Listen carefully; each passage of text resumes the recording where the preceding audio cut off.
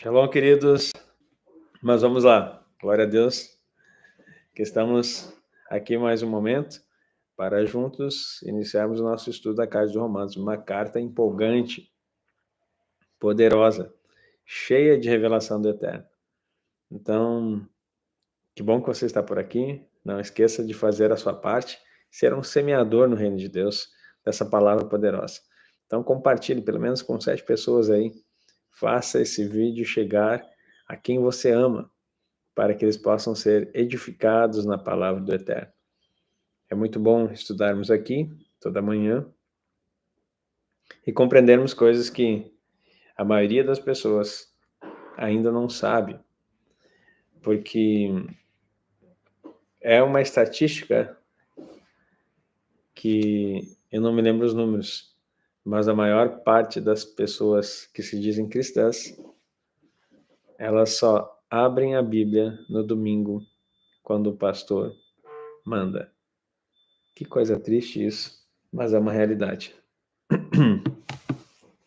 Então, você que nos acompanha, toda manhã nós estamos abrindo Bíblia e lendo Bíblia.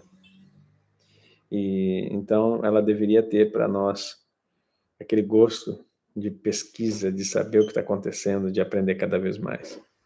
E aqui nós queremos desenvolver isso. É isso que nós queremos deixar como um legado para você. O amor pela palavra de Deus e a compreensão das Escrituras Sagradas. Vamos orar? Pai, em nome de Jesus, muito obrigado por esse tempo. Obrigado porque agora nós vamos nos debruçar na Tua palavra. E que Tu, Espírito Santo, que é o Mestre e Senhor, nos instrua de acordo com a vontade do Eterno, para que sejamos edificados em Yeshua HaMashiach. Oramos em nome dele. Amém e amém. Vamos lá então. Romanos capítulo 3. Romanos capítulo 3. Qual é, pois, a vantagem do judeu? Ou qual a utilidade da circuncisão? Muita. Em toda maneira, porque primeiramente as palavras de Deus foram-lhe confiadas. Tu já tinha lido isso? Pois que, se alguns foram incrédulos, a sua incredulidade aniquilará a fidelidade de Deus? De maneira nenhuma. Sempre seja Deus verdadeiro e todo homem mentiroso, como está escrito, para que sejas justificado em tuas palavras e venças quando fores julgado.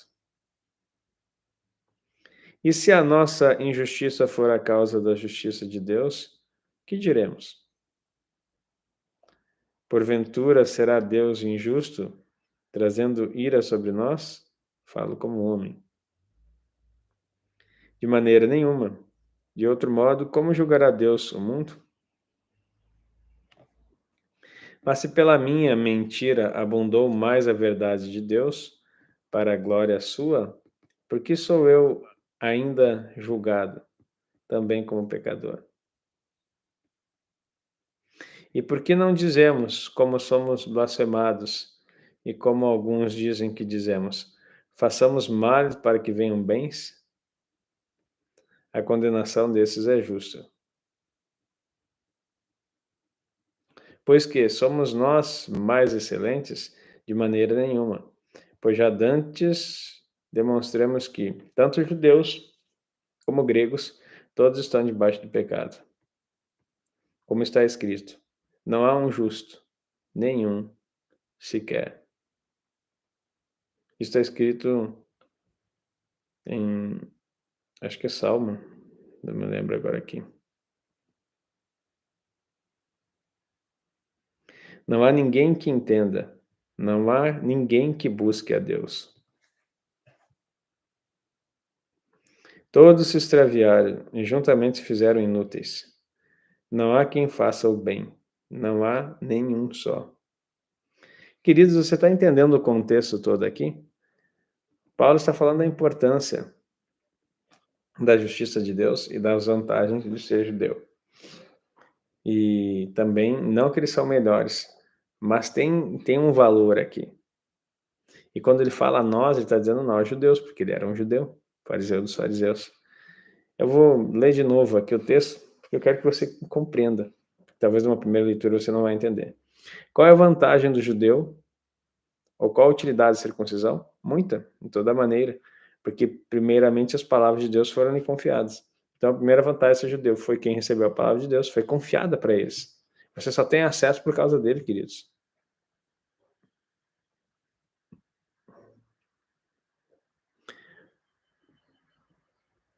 Pois que se alguns foram incrédulos, a sua incredulidade aniquilará a fidelidade de Deus. Então, se alguns dos judeus não creram, isso vai aniquilar a fidelidade de Deus para com eles e para conosco, através da sua palavra. É isso que Paulo está dizendo. De maneira nenhuma. Sempre seja Deus verdadeiro, todo homem mentiroso, como está escrito, para que seja justificado em tuas palavras e venças quando forem julgados. Deus sempre vai ser verdadeiro, porque Ele é quem justifica as nossas palavras, mesmo nós sendo pecadores. E se a nossa injustiça for a causa da justiça de Deus, que diremos? Porventura será Deus injusto, trazendo ira sobre nós? De maneira nenhuma. Olha só. E se a nossa injustiça for a causa da justiça de Deus? O que diremos?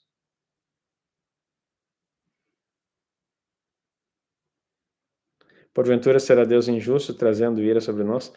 Ó, se a nossa injustiça for a causa da justiça de Deus, ou seja, a injustiça do judeu for a causa de Deus trazer justiça sobre a terra. Ele vai dizer assim, eles se acham mais importante. Deixa eu só te lembrar um versículo. A finalidade da lei é apresentar Cristo para a justiça. É ou não é por causa da justiça do povo judeu que Deus mandou o Mashiach? É. Nós somos enxertados, queridos. Nós temos um benefício por causa de Israel. Não, mas é que Calvino, Zwinglio, Lutero, o que tem eles? Não, eles disseram. Eles disseram? Quem são eles? Instrumentos na mão de Deus. Para um tempo. Com interpretações errôneas em muitas coisas. E com graça de Deus para outras. Mas no quesito teológico, queridos, eu fico com a Bíblia. Sempre com a palavra.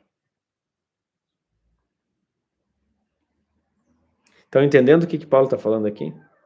E se a nossa injustiça for a causa da justiça de Deus, que diremos? Porventura será Deus injusto, trazendo ira sobre nós? É o que todo mundo ensina aí, na teologia. Que Deus trouxe ira sobre o povo de Israel, por causa que eles rejeitaram o Mashiach. Queridos, eles não rejeitaram. Deus quis que fosse assim, para que você entrasse.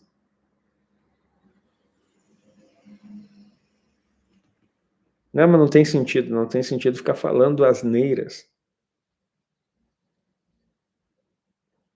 Se você está aqui, ouvindo essa palavra, é porque Deus quis que o gentil também fosse parte.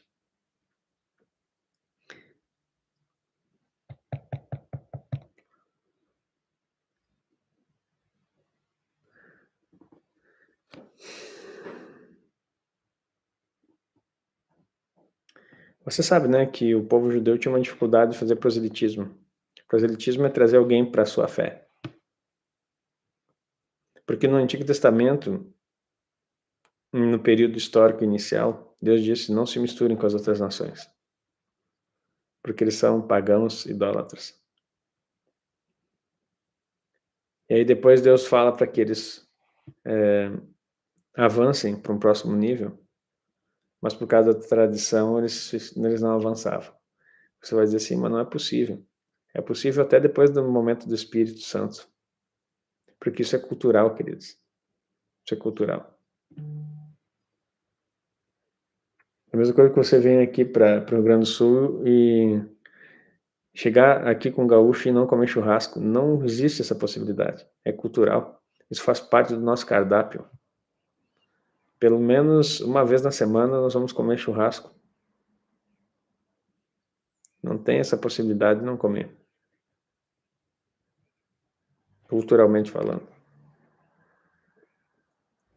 Então, você precisa compreender que a cultura os limitava. Olha o que aconteceu.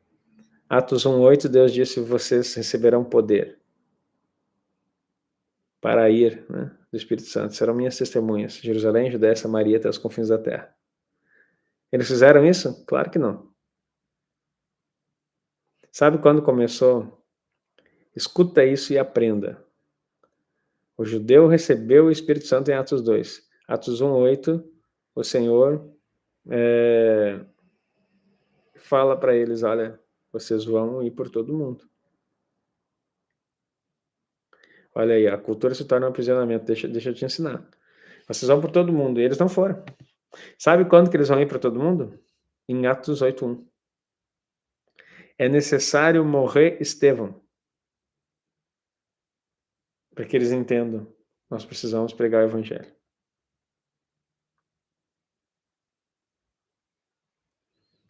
Então, o judeu ele nunca vai ter essa questão de, por causa da sua cultura, de querer falar aos demais. Mas aí os apóstolos foram contra a cultura, porque apóstolo é enviado para, é um representante. A palavra apóstolo, no seu original grego, falava de um posto, de um capitão, como se fosse um almirante, né? Um general de... não sei se é almirante ou brigadeiro, agora é almirante, que chegava no navio, era o líder do navio, e ele chegava num novo território. E quando chegava naquele território, ele tinha que impor a sua cultura e dominar naquele lugar. Isso era um apóstolo. E para um judeu era um grande desafio. Mas eles, tanto que Paulo fala nas suas cartas, Paulo, servo do Senhor Jesus, chamado a ser apóstolo.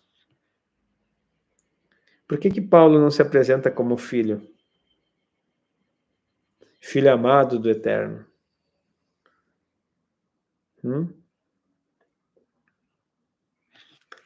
Alguma vez você viu eu dizer que eu sou Agnaldo, filho do João Pedro e da Eneida? Já viu eu falar isso? Falei agora, né? Porque quem não tem problema de orfandade não precisa ficar cuspindo currículo de filiação.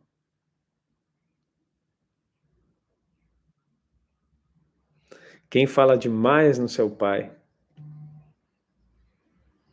celestial e quer falar sempre o aba, o aba, o aba, é porque não se dá bem com seu pai terreno. Você está ouvindo isso? Tá cheio de gente aí na aba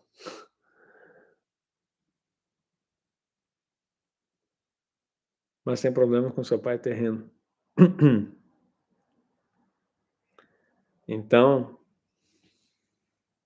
quando tu é muito meloso na relação com Deus, aba, aba, aba. Quero ver se ele trata o pai assim quando chega em casa.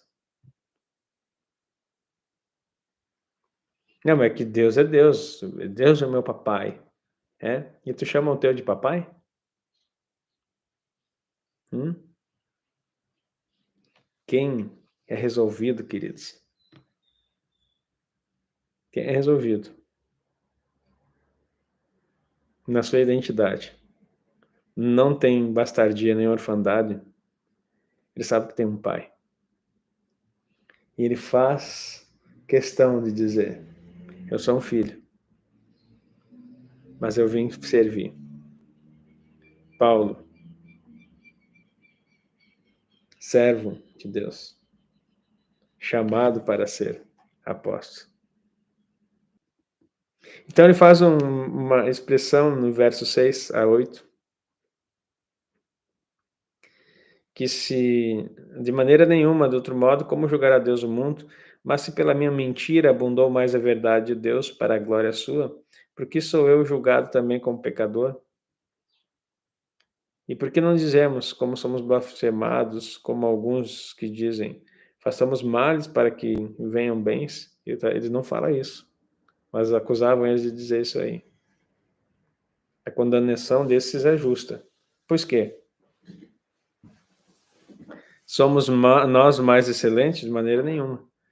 Pois já dantes demonstramos que tanto judeus como gregos, todos estão debaixo do pecado.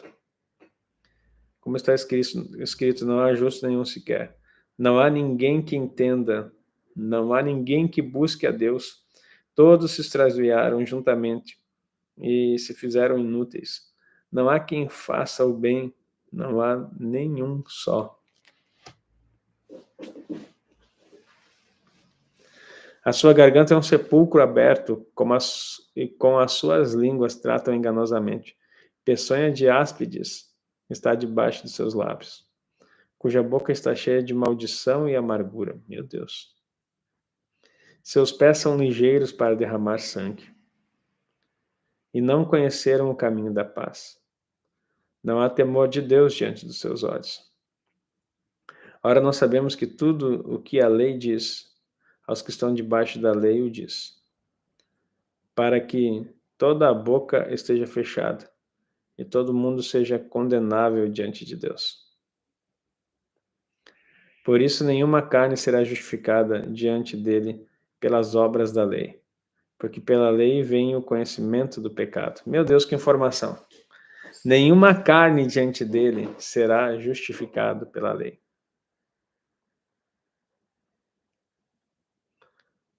Porque pelas obras da lei vem o conhecimento do pecado. A lei tem uma função: mostrar o seu pecado. Quem não conhece a lei não sabe onde peca. E se você não conhece o pecado, você não confessa. E se você não confessa, não há remissão pelo pecado. Não há sangue de Yeshua que possa te purificar. Como assim? Não, peraí, repete isso. Vou repetir. Olha só. Se você não conhece a lei, você não sabe qual é o pecado que você tem. E se a lei não vai resolver você, mas vai apontar o seu problema para que você se aproprie do sangue lá atrás, vertido no Calvário, para que você possa aplicar aqui, agora, nesse tempo, sobre o pecado que você desconhecia. Como eu vou saber? Não, o Espírito Santo me mostra. Mostra como? Tu nem ora? Tu não lê a palavra? Não, mas ele conhece o meu coração. Que coração? Aquele que a Bíblia diz enganoso é o coração do homem? Aquele que não é circuncidado? Aquele coração rebelde? Aquele coração extraviado? Aquele coração que não é limpo? Mãos limpas e um coração puro é o que nós precisamos para estar diante do tabernáculo dele, como fala a palavra. Como você quer ser limpo? Se você não tem um indicador dos seus erros. Você está vendo o nível de dano que a igreja sofre quando alguém diz que não precisa mais ter lei, porque a ignorância e a falta de sabedoria dos líderes, ignorância do povo, é a massa de manobra e manipulação de Satanás para que você nunca chegue aonde Deus quer, na estatura de Cristo. Quanto menos lei você tiver, mais longe da estatura de Cristo você vai estar. E para com esse papo de dizer, nós não estamos debaixo da lei, nós estamos debaixo da graça. Isso é papo, olha, o meu filho tem 10 anos e não falaria uma bobagem dessas?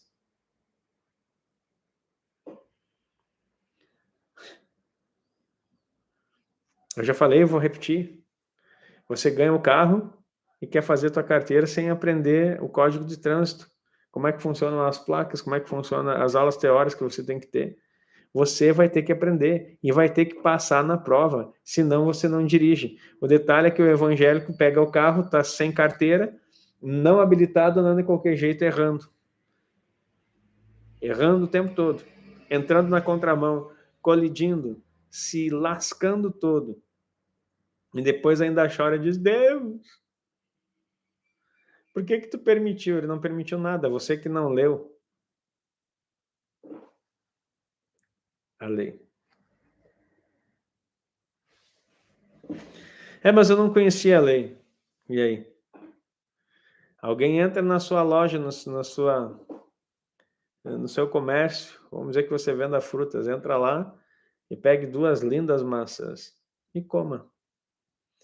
E ele feliz, acha lindo aquela exposição de frutas, come uma maçã, daí ele vai à frente, acha uma garrafa d'água, toma aquela água, e aí ele vai saindo do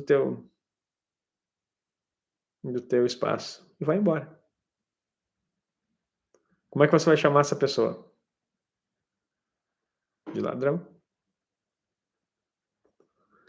Aí, se as câmeras pegaram, você pode chamar a polícia e essa pessoa vai ser presa, porque comeu uma maçã e tomou uma água sem pagar.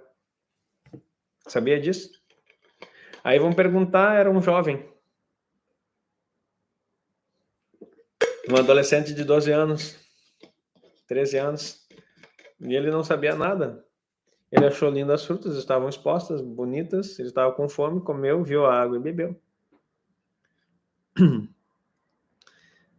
O fato dele não saber que aquelas frutas não eram para ele comer, aquela água não estava disponível para ele, anula o fato do crime que ele cometeu, por menor que seja, mas é um crime. Anula isso.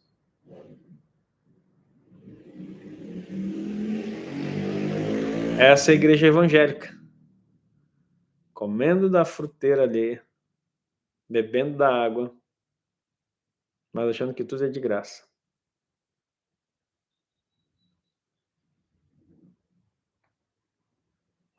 É graça. Quitanda da graça. Entra e come e não pague nada.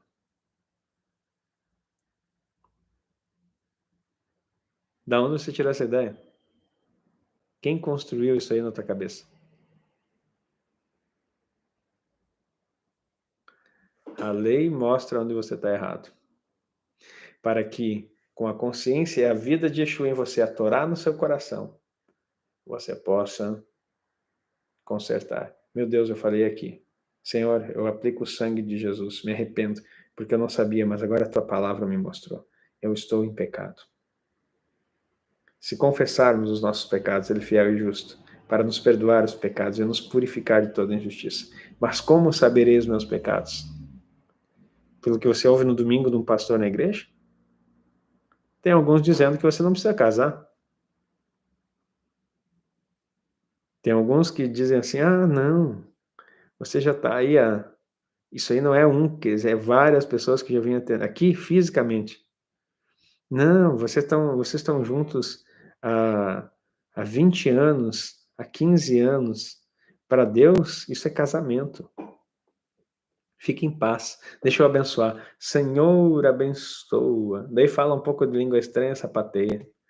E a pessoa vai para casa feliz, abraçado com Satanás, achando que foi abençoado.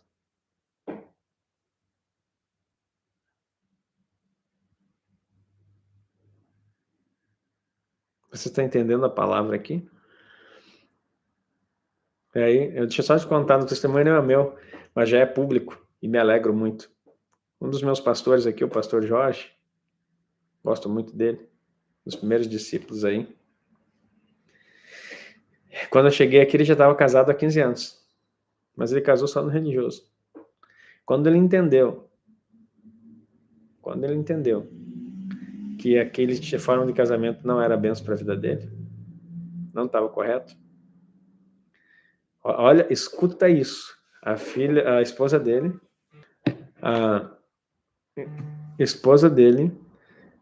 tinha um problema sério nos ossos, assim, tipo de locomoção, quadril, um problema muito sério. Ficou muito tempo na cama, ele cuidando. Não podia ter filhos. Sabe o que ele fez quando Jesus entrou na vida dele, na família dele? Um dia ele pode contar o testemunho, mas eu estou contando para você aqui. Não sei se ele está por aí, ou a Cris, a esposa dele, tá junto aí. Sabe o que aconteceu? O Senhor mudou a história desse casal. Cada um deles foram aqui para os irmãos da igreja. Ele ficou sozinho em casa e a esposa foi para a casa do pastor Vanderlei, da irmã Sueli. 30 dias separados, até que saísse a documentação toda adequada para que eles pudessem casar e se relacionar de novo. Não, mas peraí, eles já estavam 15 anos juntos, pastor, não tem sentido isso. E tu acha que eu falei isso para eles? Você acha que a ideia foi minha? O Espírito Santo ministrou para eles. Eles ficaram 30 dias afastados de corpos, depois de 15 anos de casado, porque eles entenderam que todo o tempo que eles estavam juntos era fornicação.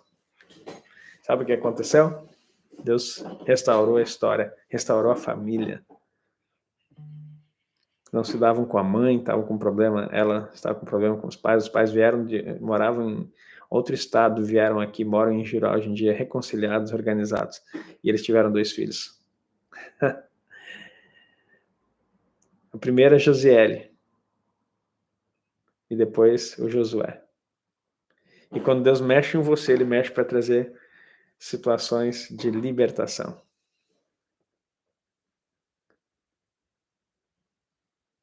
E o médico continuava dizendo, na gravidez você não pode ter filhos. E ela grávida. Não é bom para a tua saúde. E ela teve um. Depois engravida de novo. Não pode ter filhos. Tá lá, os 2. Ora, nós sabemos que tudo o que a lei diz, aos que estão debaixo da lei, o diz, para que toda a boca seja fechada e todo mundo seja condenável diante de Deus. Estou repetindo aqui. Por isso, nenhuma carne será justificada diante dela pelas obras da lei, porque pela lei vem o conhecimento do pecado. Mas agora se manifestou sem a lei a justiça de Deus, tendo testemunho da lei e dos profetas. Isto é, a justiça de Deus pela fé em Jesus Cristo, para todos os que isto é, a justiça de Deus pela fé em Jesus Cristo, para todos e sobre todos os que creem, porque não há diferença. Porque todos os pecados destituídos estão da glória de Deus. Agora deixa eu explicar aqui. Mas agora se manifestou sem lei a justiça de Deus. Quem se manifestou sem lei em justiça de Deus? Yeshua, meu querido. Yeshua se manifestou. A justiça de Deus é Yeshua. Tendo o testemunho da lei. Ei, peraí, viu? Não está falando qualquer coisa. É o Mashiach aqui. É o Mashiach chegando, ó. Mas agora se manifestou o Mashiach. Sem a lei. Ou seja, não exigindo que você faça nada, que você cumpra coisa alguma para receber a justificação. Por quê? Por que isso acontece? Porque ele se fez carne e cumpriu tudo por você.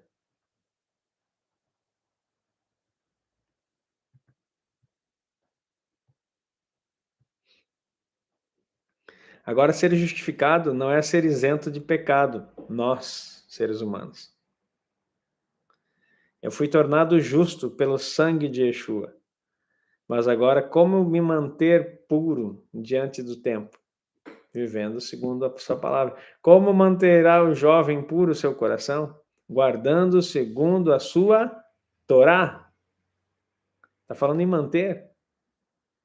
Você está entendendo? Estamos no capítulo 3 de Romanos, no verso 21. Isto é, a justiça de Deus pela fé em Jesus Cristo para todos, sobre todos os que creem, porque não há diferença. Porque todos pecaram e destituídos estão da glória de Deus. Olha o 24. Sendo justificados gratuitamente pela sua graça, pela redenção que há em Cristo Jesus. Tu entendeu o que é gratuitamente? Não é sem fazer nada.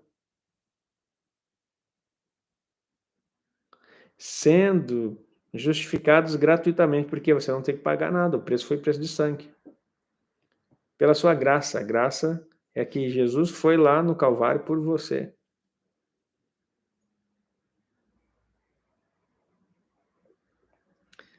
Temos a redenção. Redenção quer dizer perdão, que há em Cristo Jesus.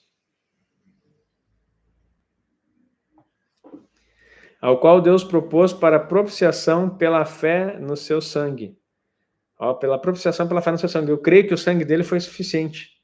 O sangue dele foi suficiente. Não precisa mais sangue de animais. Então, quem crê no poder do sangue de Jesus, entende a propiciação lá e traz de lá para cá a solução para todo pecado.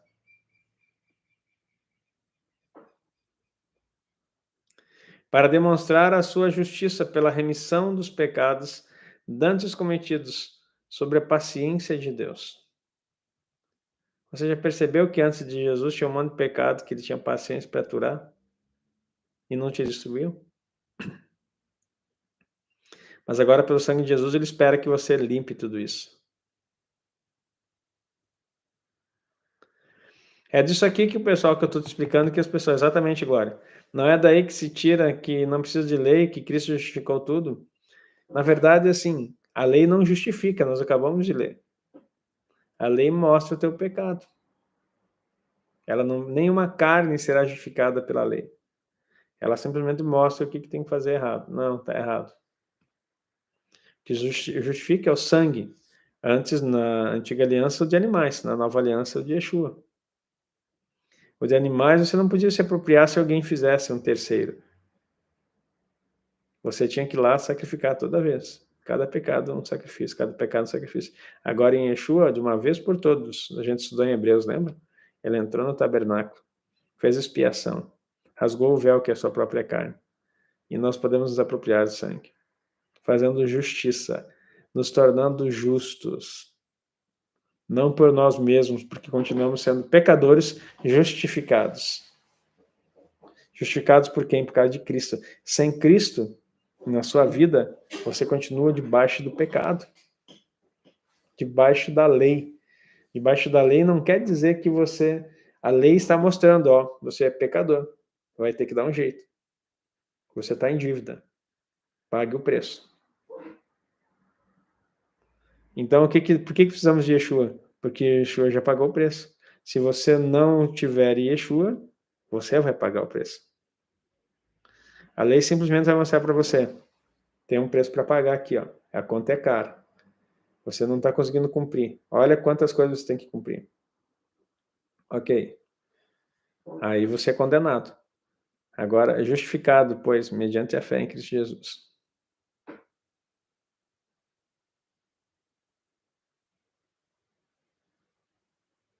Você está entendendo isso?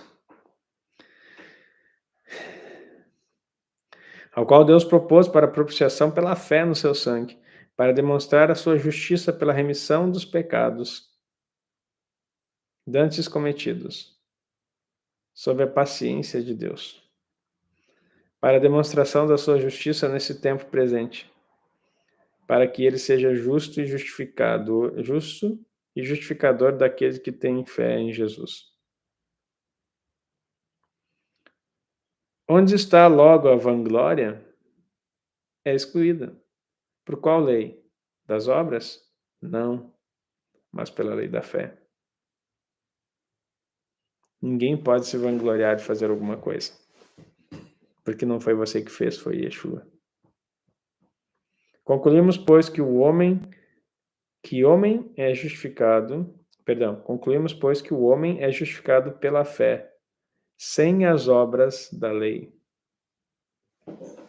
Pronto, não precisa de lei, viu? Como estava certo? Essa teologia tua aí, doida, dizendo que não precisa da lei. Não. Concluímos, pois, que o homem é justificado pela fé, sem as obras da lei. Eu não preciso mais cumprir lei para ser justificado, porque ela nunca me justificou. Eu precisava de um cordeiro para morrer. Sem derramamento de sangue não há remissão de pecados. Entenda isso, meu irmão, que tu não vai sofrer mais. A lei nunca foi para resolver, foi para apaziguar. Foi para mostrar o teu pecado e dizer, você precisa urgentemente de um substituto. Você precisa urgentemente de um remidor. Você precisa de uma Machia. Por causa que você está toda hora aí matando animal, derramando sangue. Você precisa de Yeshua. E como a lei estava no lado de fora, não te compelia a viver interiormente o que era necessário. Aí quando o Machia vem, ele redime a lei pelo estatuto externo e pega essa lei e coloca no teu coração.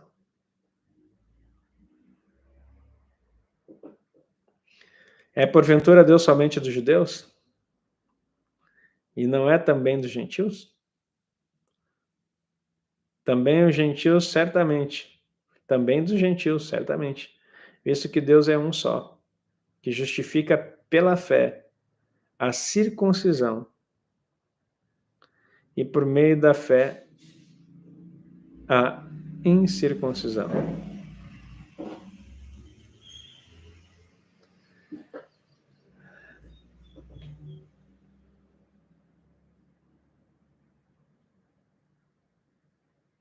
Anulamos, pois, a lei pela fé? Agora fecha o 31 aqui e pega uma canetinha.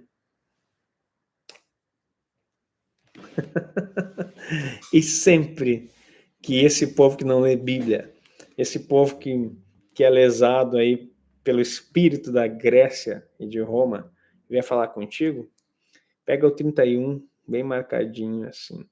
Anulamos, pois, a lei pela fé? De maneira nenhuma, antes estabelecemos a lei.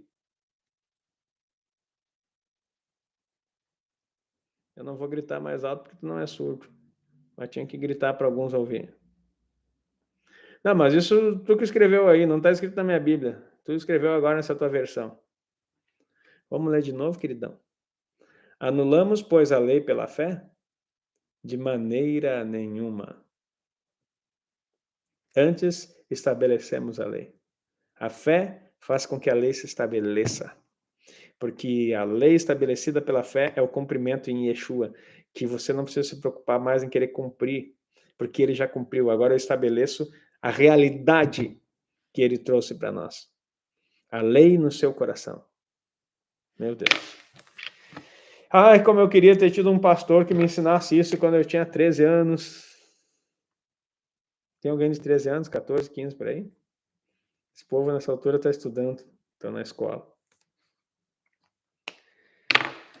Mas você pode ensinar para eles. Aleluia.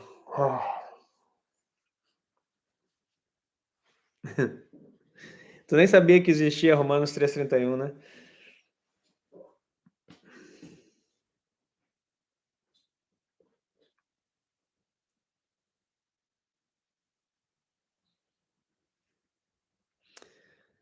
Aleluia. Pai, nós te louvamos pela tua palavra. Que se estabeleça em nosso coração a justiça que é pela fé no Filho de Deus. Justificado, pois, em Cristo, temos paz com Deus. E podemos viver a lei em nosso coração. Te louvo porque tua lei é santa, justa e boa. E porque teu Filho, Yeshua, o Machia, nos fez teus, cumprindo a lei e colocando a lei em nosso coração. Oramos em nome de Jesus. Eu quero abençoar o teu povo nesse dia de Pêssah, que o sangue do Cordeiro nos cele como propriedade exclusiva e que o mundo espiritual saiba que nesse ciclo que se inicia, continuamos sendo teus, no Senhor, vivendo em ti e para ti.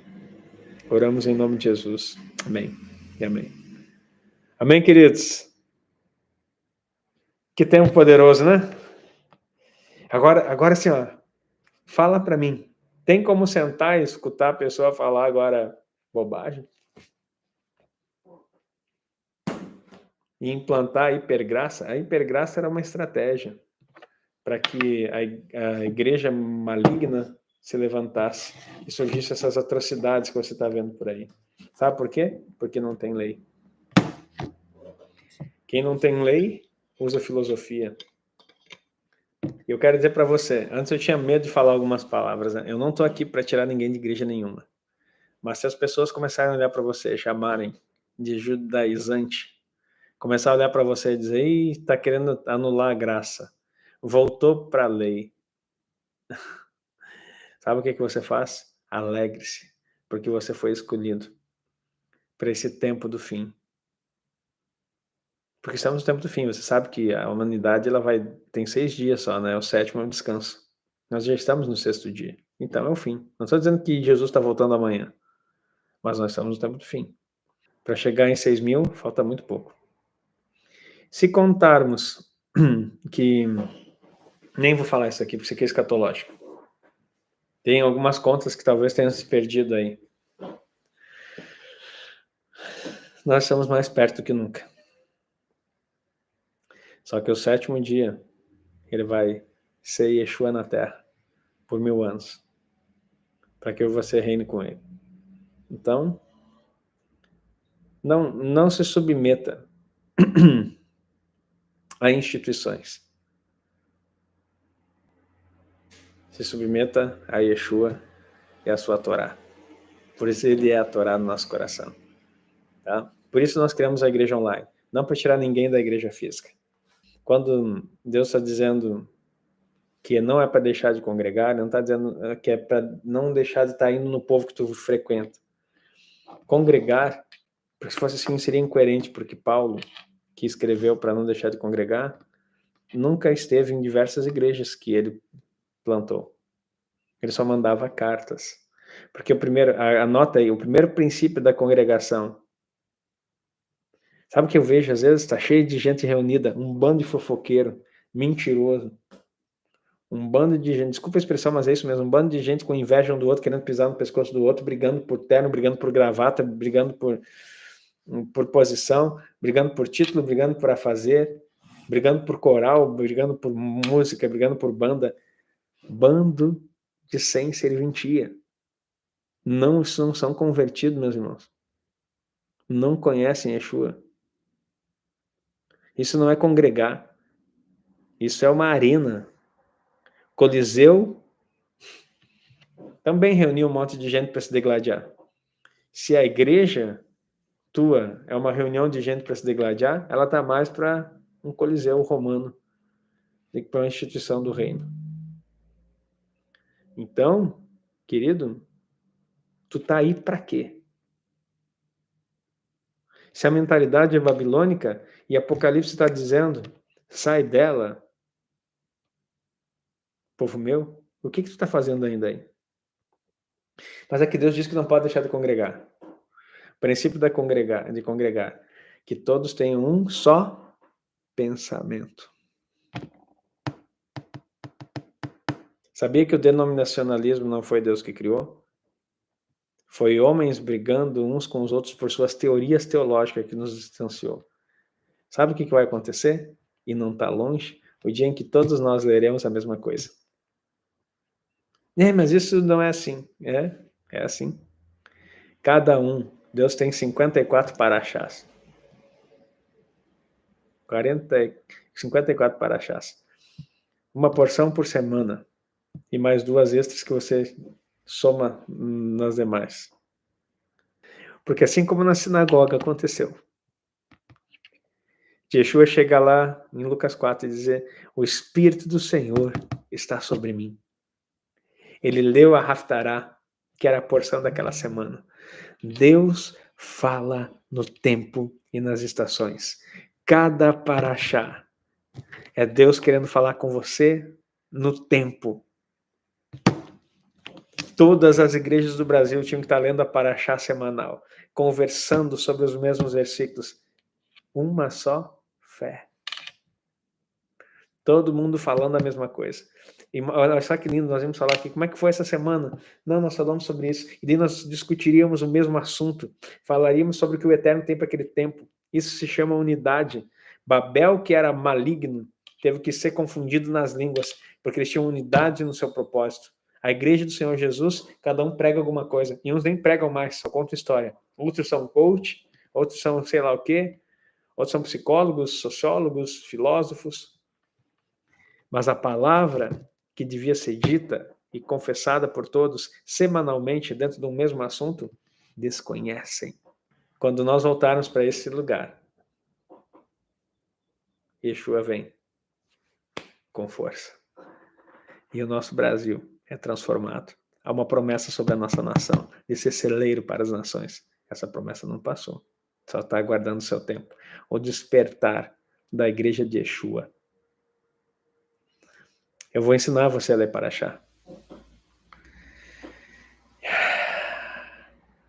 Agora nós vamos cumprir lá exatamente o que precisa ser cumprido. Vamos estar fazendo a contagem de Homer. Palavras por 49 dias. Aí, em Shavuot, você vai receber a Torá no seu coração. Creia nisso. Creia nisso. John Wesley foi um dos reformadores. Admiro ele pelo que Deus usou e pelo que fez. Ele estava na Inglaterra. Hoje em dia nem sei se a Inglaterra lembra dele. Mas John Wesley viveu em 1700 e pouco. Ele orava dizendo: Senhor, me dê 100 homens que não temam as duas coisas que ele queria que temesse. Acho que é Deus e é o pecado. E eu mudarei o mundo. E de fato, Deus deu 100 homens para ele. E ele mudou o mundo. 100 anos após a morte de John Wesley, chega alguém num porto. Você sabia que enquanto John Wesley era vivo, todo bar na Inglaterra se tornou, todo bar e toda taberna, que era casa de prostituição, se tornou em uma igreja? 100 anos após a morte de John Wesley, chega alguém no porto e pergunta: onde tem um prostíbulo aí, um lugar que nós possamos beber e nos divertir? O senhor que o recepcionou tira o chapéu, coloca no peito assim: o senhor não é daqui, né? Ele disse assim, ele ficou: como assim? Há 100 anos passou um homem aqui chamado John Wesley. E desde então, nunca mais teve prostíbulos nesse lugar. E nem bares. O senhor vai ter que entrar e procurar outro lugar. 100 anos depois da morte do homem. O que aconteceu com a igreja, queridos? O que aconteceu com a igreja que não dura? O crente não dura na igreja que está por aí nem um mês. O que nós estamos construindo aqui não é para acabar amanhã. A Torá vai entrar no nosso coração, vai entrar na nossa geração. Eu não sei quanto tempo Yeshua vai voltar. Mas eu só quero uma coisa: que o meu nome seja conhecido no céu. E que o meu nome seja temido no inferno. E que quando lembrarem de mim, quando passado esse tempo, alguém que falou que a lei não passou e que ela pode estar na sua vida e que Yeshua é um judeu e que devemos amar Israel. Ponto. A libertação vem pela palavra e a palavra de Yeshua no seu coração. O resto, você não precisa lembrar de mais nada.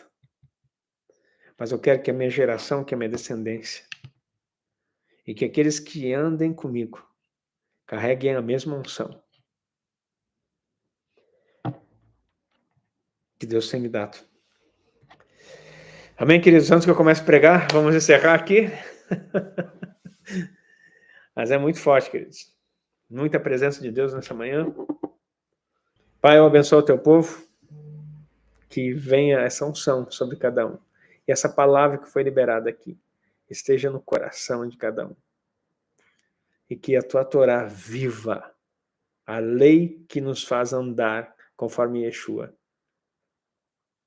possa estar latente na nossa alma, na nossa vida, nos nossos corações, na nossa mente, iluminando o nosso caminho para que sejamos como Yeshua. Eu abençoo o teu povo, em nome de Yeshua, HaMashiach. Amém e amém.